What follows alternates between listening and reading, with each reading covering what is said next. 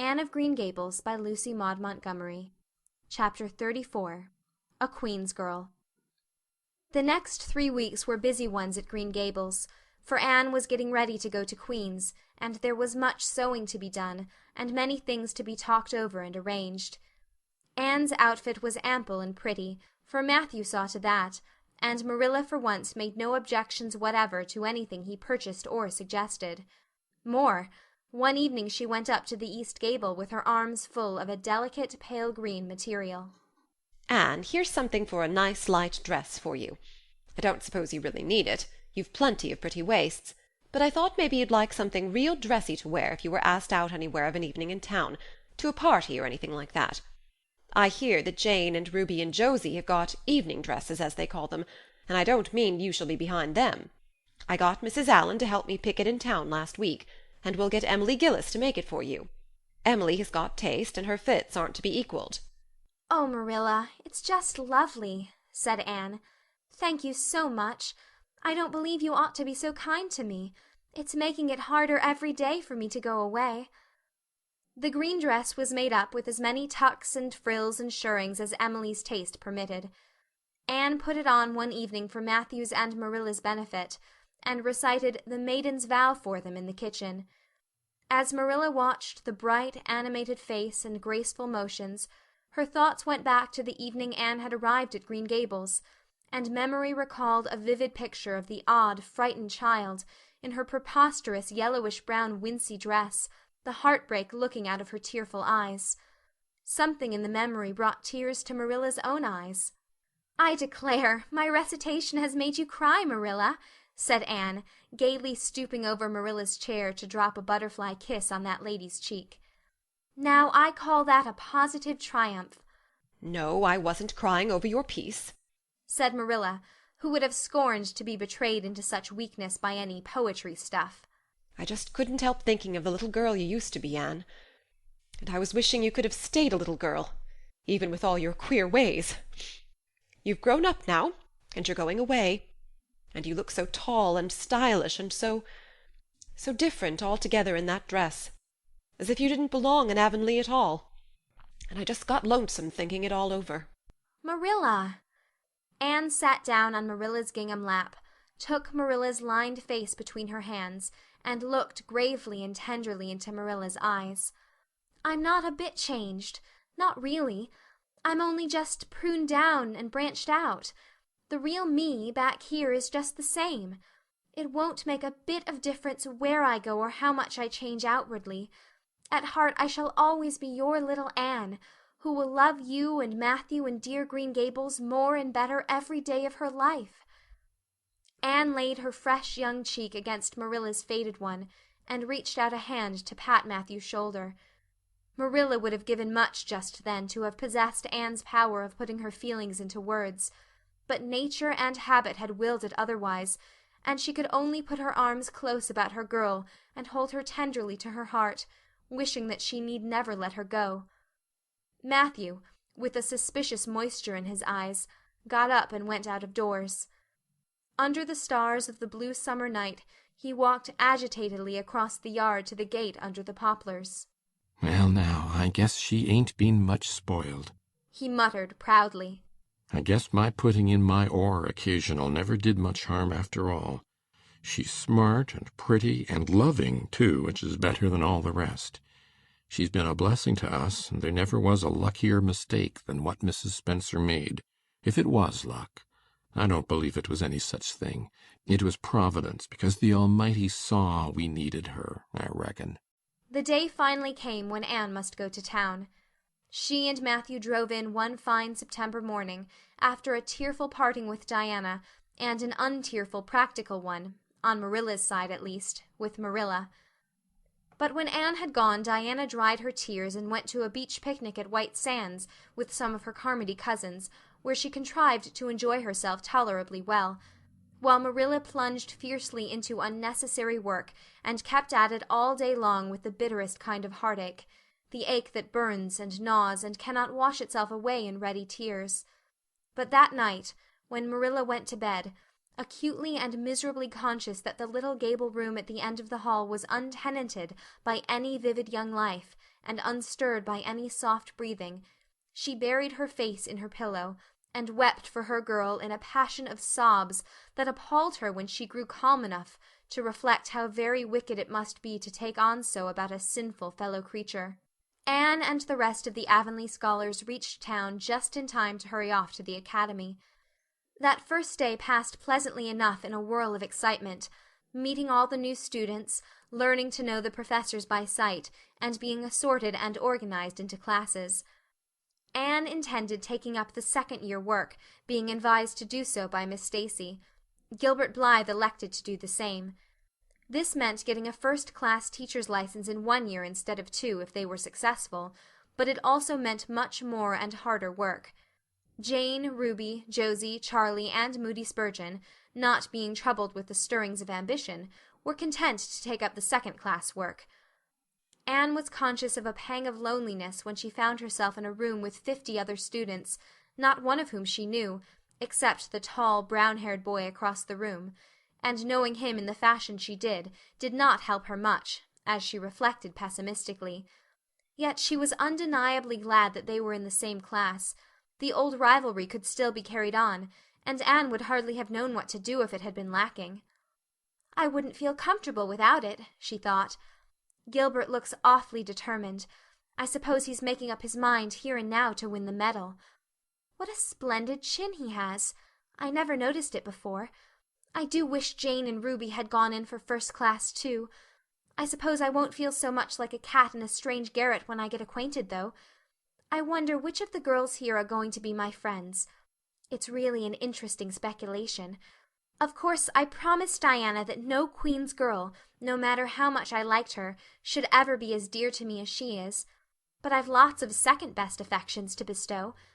I like the look of that girl with the brown eyes and the crimson waist. She looks vivid and red-rosy. There's that pale fair one gazing out of the window. She has lovely hair, and looks as if she knew a thing or two about dreams. I'd like to know them both, know them well enough to walk with my arm about their waists and call them nicknames. But just now I don't know them, and they don't know me, and probably don't want to know me particularly. Oh, it's lonesome." It was lonesomer still when Anne found herself alone in her hall bedroom that night at twilight. She was not to board with the other girls, who all had relatives in town to take pity on them. Miss Josephine Barry would have liked to board her, but Beechwood was so far from the academy that it was out of the question. So Miss Barry hunted up a boarding-house, assuring Matthew and Marilla that it was the very place for Anne. "The lady who keeps it is a reduced gentlewoman," explained Miss Barry. "Her husband was a British officer, and she is very careful what sort of boarders she takes, and will not meet with any objectionable persons under her roof. The table is good, and the house is near the academy, in a quiet neighborhood." All this might be quite true, and indeed proved to be so, but it did not materially help Anne in the first agony of homesickness that seized upon her. She looked dismally about her narrow little room, with its dull-papered, pictureless walls, its small iron bedstead and empty bookcase, and a horrible choke came into her throat as she thought of her own white room at Green Gables, where she would have the pleasant consciousness of a great green still outdoors, of sweet peas growing in the garden, and moonlight falling on the orchard, of the brook below the slope, and the spruce boughs tossing in the night wind beyond it, of a vast starry sky, and the light from Diana's windows shining out through the gap in the trees. Here there was nothing of this. Anne knew that outside of her window was a hard street, with a network of telephone wires shutting out the sky, the tramp of alien feet, and 1,000 lights gleaming on stranger faces. She knew that she was going to cry, and fought against it. "I won't cry. It's silly and weak. There's the third tear splashing down by my nose. There are more coming. I must think of something funny to stop them. But there's nothing funny except what is connected with Avonlea, and that only makes things worse. 4, 5. I'm going home next Friday, but that seems 100 years away. Oh, Matthew is nearly home by now, and Marilla is at the gate looking down the lane for him. 6, 7, 8. Oh, there's no use in counting them. They're coming in a flood presently. I can't cheer up. I don't want to cheer up. It's nicer to be miserable." The flood of tears would have come, no doubt, had not Josie Pye appeared at that moment. In the joy of seeing a familiar face, Anne forgot that there had never been much love lost between her and Josie. As a part of Avonlea life, even a Pye was welcome. "I'm so glad you came up," Anne said sincerely. "You've been crying," remarked Josie, with aggravating pity. "I suppose you're homesick. Some people have so little self-control in that respect. I've no intention of being homesick, I can tell you. Town's too jolly after that poky old Avonlea. I wonder how I ever existed there so long." "You shouldn't cry, Anne. It isn't becoming, for your nose and eyes get red, and then you seem all red. I had a perfectly scrumptious time in the academy today. Our French professor is simply a duck. His mustache would give you kerwallops of the heart. Have you anything eatable around, Anne? I'm literally starving. I guessed likely Marilla'd load you up with cake. That's why I called round. Otherwise, I'd have gone to the park to hear the band play with Frank Stockley. He boards same place as I do, and he's a sport. He noticed you in class today and asked me who the red-headed girl was. I told him you were an orphan and that the Cuthberts had adopted, and nobody knew very much about what you'd been before that." Anne was wondering if, after all, solitude and tears were not more satisfactory than Josie Pye's companionship, when Jane and Ruby appeared, each with an inch of Queen's color ribbon, purple and scarlet, pinned proudly to her coat. As Josie was not speaking to Jane just then, she had to subside into comparative harmlessness. "Well," said Jane with a sigh, "I feel as if I'd lived many moons since the morning. I ought to be home studying my Virgil. That horrid old professor gave us 20 lines to start in on tomorrow. But I simply couldn't settle down to study tonight. Anne, methinks I see the traces of tears. If you've been crying, do own up. It will restore my self-respect, for I was shedding tears freely before Ruby came along. I don't mind being a goose so much if somebody else is goosey too. Cake? You'll give me a teeny piece, won't you? Thank you. It has the real Avonlea flavor." Ruby, perceiving the Queen's calendar lying on the table, wanted to know if Anne meant to try for the gold medal. Anne blushed and admitted she was thinking of it. "Oh, that reminds me," said Josie. "Queen's is to get one of the Avery Scholarships after all. The word came today. Frank Stockley told me. His uncle is one of the Board of Governors, you know. It will be announced in the Academy tomorrow." An Avery Scholarship! Anne felt her heart beat more quickly, and the horizons of her ambition shifted and broadened as if by magic. Before Josie had told the news, Anne's highest pinnacle of aspiration had been a teacher's provincial license, first class at the end of the year, and perhaps the medal.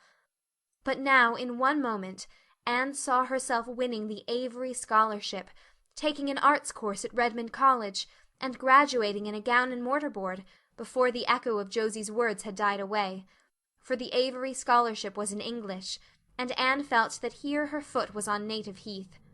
A wealthy manufacturer of New Brunswick had died, and left part of his fortune to endow a large number of scholarships to be distributed among the various high schools and academies of the Maritime Provinces, according to their respective standings. There had been much doubt whether one would be allotted to Queen's, but the matter was settled at last, and at the end of the year the graduate who made the highest mark in English and English literature would win the scholarship. $250 a year for 4 years at Redmond College. No wonder that Anne went to bed that night with tingling cheeks. "I'll win that scholarship if hard work can do it," she resolved. "Wouldn't Matthew be proud if I got to be a B.A.? Oh, it's delightful to have ambitions. I'm so glad I have such a lot. And there never seems to be any end to them. That's the best of it. Just as soon as you attain to one ambition, you see another one glittering higher up still. It does make life so interesting." End of chapter 34.